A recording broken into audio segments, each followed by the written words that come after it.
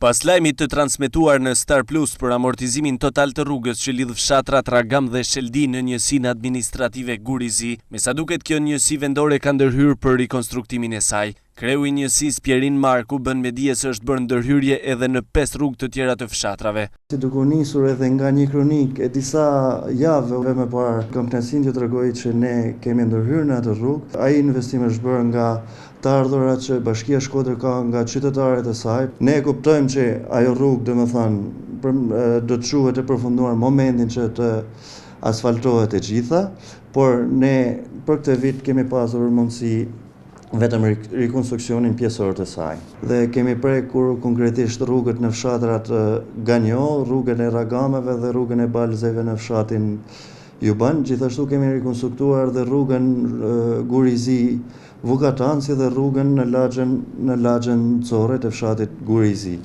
Për sa i përket menaxhimit të mbetjeve urbane, Marku bën me dije se janë zëvendësuar një pjesë e madhe e koshave në këtë njësi, ndërsa kërkon bashkëpunimin e banorëve. Kemi investuar duke blerë kontenierë të ri, duke zëvendësuar kontenierë të cilët ishin jashtë përdorimit dhe do të vazhdojmë të bëjmë zëvendësimin e kontenierëve të dëmtuar. Bëj thirrje të gjithë banorëve që të jenë sa më bashkëpunues me ne në mënyrë që edhe ne të na ndihmojnë për grumbullimin e këtyre mbetjeve dhe dërgimin e tyre në landfill. Të përdorin sa më shumë kontenierët dhe jo vendet e hapura. Investimet për ndriçimin e rrugëve kanë përfshirë edhe këtë njësi administrative.